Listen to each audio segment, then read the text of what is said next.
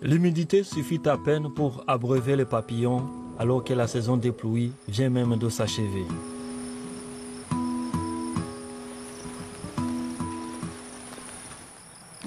Les sols n'étaient pas aussi secs qu'il y a 10 ans. Maintenant, nous ne pouvons plus cultiver de riz. Si nous n'arrêtons pas d'abattre les arbres, bientôt nous n'aurons plus de pluie du tout. Koulibaly est l'un des 3500 fonctionnaires et responsables maliens à avoir participé à des séminaires sur les changements climatiques.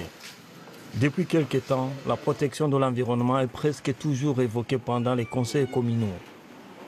La plupart des 30 000 résidents d'Ofana sont pauvres. Ils vivent du travail de la terre. La culture du coton est importante dans la région, mais elle nécessite beaucoup d'eau. Le fleuve Niger joue un rôle vital pour le Mali. Il fournit toute l'année l'eau dont le pays a besoin. Mais il est trop éloigné pour les agriculteurs d'Ofana. Ils doivent utiliser l'eau des pluies. Des pluies qui sont devenues rares. Alors de nombreux agriculteurs ont commencé à vendre du charbon de bois. La dépendance des Maliens au bois de chauffe et au charbon de bois contribue à la déforestation. Faoulé Fané et son frère Madou sont agriculteurs. Ils gèrent aussi un petit stand sur le bord de la route. Nous ne vendons pas du charbon de bois par plaisir. Nous savons bien que le changement climatique est une réalité.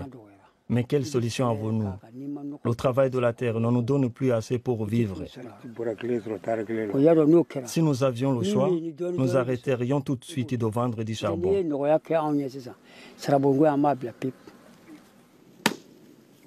Mais les choses pourraient changer. Le maire a participé à un séminaire qui lui a ouvert de nouvelles perspectives. Ces nouvelles idées ont séduit Cheikh Mamadou Koulibaly. Avec sa famille, il gère une petite ferme de 2 hectares. Ces dernières années, les récoltes ont été insuffisantes. Mais il a récemment commencé à cultiver des plantes différentes. Sa famille peut maintenant vivre de son travail sans détruire la forêt. Le maire nous a expliqué que s'il y a moins d'arbres, il y aura moins de pluie. Voilà pourquoi nous avons décidé d'arrêter de produire du charbon de bois. Nous avons planté des arbres. Je peux en vivre. Je vends des arbres de ma pépinière. Et je cultive des arbres d'eucalyptus que je vends comme bois de charpente.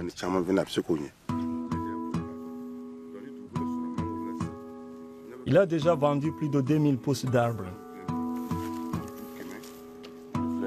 La préservation de l'environnement a pris racine à Fana depuis que le maire a lancé sa campagne environnementale. Quand je m'arrête ici et que je regarde ça, je sens que nous sommes sur le bon chemin. Nous combattons les effets des changements climatiques.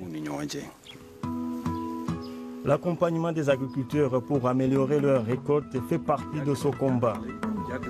Pendant le séminaire de formation, le maire Koulibaly a appris l'existence de graines de maïs et de millet qui résistent à la sécheresse.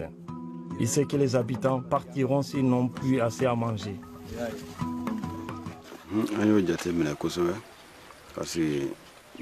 Nous nous sommes rendus compte que les habitants de la zone vendaient leurs terrains. Ils partaient travailler dans les mines d'or parce que leurs récoltes étaient insuffisantes. Ça aussi, c'est une conséquence des changements climatiques. Mamadou Fomba a lui aussi souvent été tenté de jeter l'éponge et de déménager. Ses récoltes avaient diminué, mais sur les conseils d'experts en changement climatique, il a fait venir de nouvelles graines de millet depuis Bamako. Il leur a suffi un peu de pluie et cela a fait toute la différence. Je récoltais qu'1,5 tonne de millet par hectare. Avec les nouvelles graines, j'en récolte 3 tonnes. Le maire Koulibaly sait que son travail ne fait que commencer. Il y prévoit de continuer à sensibiliser les habitants pour que les nouvelles générations ne soient pas tentées par un départ.